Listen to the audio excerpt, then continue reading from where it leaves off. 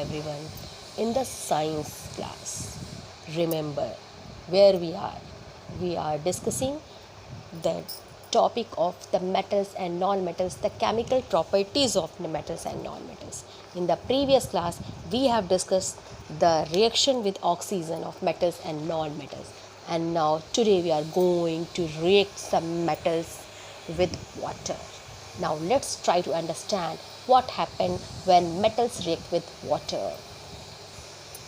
So when metal react with water, it forms metal oxide and hydrogen gas. Or when it's react with water, it's formed metal hydroxide and hydrogen gas. So we can say when metal reacts with water, या तो वो metal oxide बनाएगा या metal hydroxide बनाएगा, but hydrogen gas release होगी. तो एक question ये है कि हमें कैसे पता चलेगा कि कौन सा मेटल कैसे रिएक्टिव करेगा और क्या फॉर्म करेगा. तो इसे आइडेंटिफाई करने के लिए हम एक टेक्निक अपनाते हैं. भाई सिंपल सी बात है, जो ज़्यादा एग्रेसिव होता है ना, बहुत ज़्यादा गुस्सा करने वाला, वो तुरंत गुस्सा हो जाता है. आपने थोड़ी सी बात बोली नहीं, वैसे ही वो नाराज़ हो जाएगा, जैसे ही आपने उसके अगेंस्ट कुछ बोला नहीं. लेकिन जो थोड़ा कम एग्रेसिव होता है वो थोड़ी देर बाद नाराज़ होता है. लेकिन जो बहुत ज़्यादा एग्रेसिव, जो बिल्कुल भी एग्रेसिव होता है, बहुत ही पेशेंस रखता है, उसे आप कुछ भी कहते रहिए वो शांति से सुन लेगा, है ना. बिल्कुल वैसे ही होता है. जो हाईली रिएक्टिव होगा वो एकदम कोल्ड वाटर के साथ भी रिएक्शन कर लेगा. लेकिन जो थोड़ा सा जो है पेशेंस वाला होगा, मतलब जो थोड़ा सा लीस्ट रिएक्टिव होगा, वो हॉट वाटर के साथ रिएक्शन करेगा. और जो बहुत ज़्यादा पेशेंस वाला, मतलब जो लीस्ट रिएक्टिव होगा, वो हीट के साथ, हीट मतलब स्टीम के साथ जो है वो रिएक्शन करेगा. तो आइए देखते हैं कौन कितने पेशेंस वाला है और कौन बिल्कुल भी पेशेंस वाला नहीं है. तो सबसे पहले हम एग्जाम्पल लेते हैं सोडियम का. Sodium, when sodium reacts with water, it's form sodium hydroxide plus जैसा हमने बताया हाइड्रोजन गैस रिलीज होती है. तो चलिए पहले हम इक्वेशन बैलेंस कर लें, जो कि हमने लास्ट ईयर ही सीख लिया था, है ना. तो क्या हुआ, जब सोडियम ने वाटर के साथ रिएक्ट किया तो सोडियम हाइड्रोक्साइड फॉर्म किया और हाइड्रोजन गैस रिलीज़ की. लेकिन ये सारा काम उसने एक ही बार में कर दिया कोल्ड वाटर के साथ में. ये रिएक्शन जो हमारा हुआ ये कोल्ड वाटर के में ही हो गया, है ना. मतलब this is highly reactive element. अब हम थोड़े से पेशेंस वाले पर्सन के पास चलते हैं, मतलब दूसरे एलिमेंट के पास.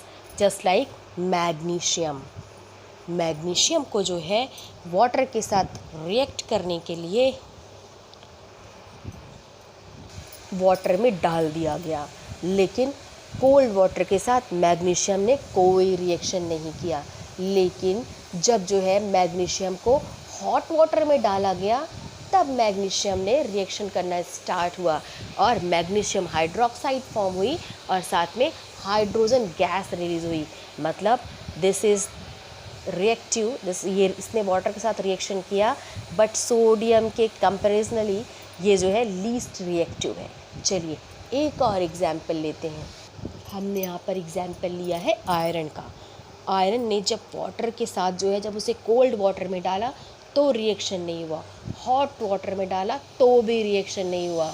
लेकिन आयरन तो ओपन सरफेस में ही रिएक्शन कर लेता है और रस्ट फॉर्म करता है, क्योंकि वो तो स्टीम के साथ रिएक्शन करता है. मतलब ये जो है इन दोनों से लीस्ट रिएक्टिव है. और इसने जो रिएक्शन की वो इन्होंने की स्टीम के साथ में. ये जो वाटर फॉर्म है ये स्टीम है और फॉर्म किया फेरोसोफेरोक्साइड और हाइड्रोजन गैस रिलीज हुई. इन सब के अलावा अगर हम एक और एग्जाम्पल लें, हमने लिया है कॉपर को, और कॉपर को वाटर के साथ रिएक्शन करा रहे हैं. पहले हमने कोल्ड वाटर में डाला, कोई रिएक्शन नहीं. Hot water no reaction, steam no reaction. That means कि कॉपर वाटर के साथ कोई रिएक्शन ही नहीं कर रहा है. That means this is the least reactive with water. Copper जो है वो वाटर के साथ लीस्ट रिएक्टिव है. कॉपर के साथ आयरन, कॉपर के साथ सिल्वर, गोल्ड, ये सब लीस्ट रिएक्टिव होते हैं। तो अगर कोई हमें रिएक्टिविटी सीरीज़ बनाने के लिए कहे तो हमारी सीरीज़ कैसे फॉर्म होगी? हमारी सीरीज़ फॉर्म होगी कि सबसे हाईली रिएक्टिव हमारा वाटर के साथ साथ सोडियम के बाद मैग्नीशियम ने रिएक्शन की, मैग्नीशियम के बाद जो रिएक्टिव था आयरन, और सबसे लीस्ट रिएक्टिव थे हमारे copper ji. So this is the reactivity series of metals with water. लेकिन हमने सिर्फ कुछ एग्जाम्पल्स लिए हैं, ये सारे मेटल्स के साथ नहीं हो सकता क्योंकि अभी इनके बीच में भी बहुत सारे मेटल्स आएंगे।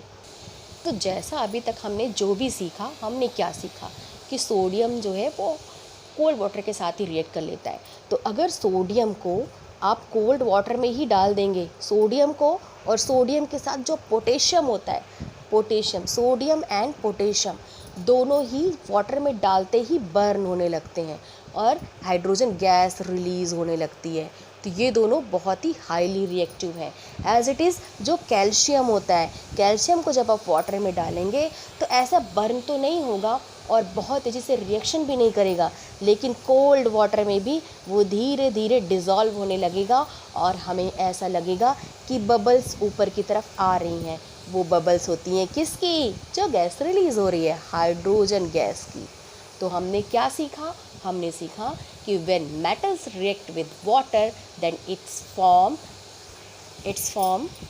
metal oxide or metal hydroxide, and the both is one thing is common, hydrogen gas. दोनों में हाइड्रोजन गैस ज़रूर रिलीज़ होती है। और सारे मेटल्स वो हाईली रिएक्टिव नहीं होते हैं। मेटल के साथ कुछ बहुत तेज़ी से रिएक्ट करते हैं, वाटर के साथ कुछ बहुत तेज़ी से रिएक्ट करते हैं, कुछ हॉट वाटर के साथ रिएक्ट करते हैं, कुछ स्टीम के साथ रिएक्ट करते हैं, और कुछ मेटल्स रिएक्ट नहीं करते हैं। और फिर आती है नॉन मेटल्स की बारी, क्योंकि हमारा टॉपिक ही है मेटल्स एंड नॉन मेटल्स। तो जो हमारे नॉन मेटल्स होते हैं वो वाटर के साथ जब रिएक्ट करते हैं तो कुछ भी नहीं फॉर्म होता है, क्योंकि नॉन मेटल्स जो होते हैं वो वाटर के साथ रिएक्शन करते ही नहीं हैं।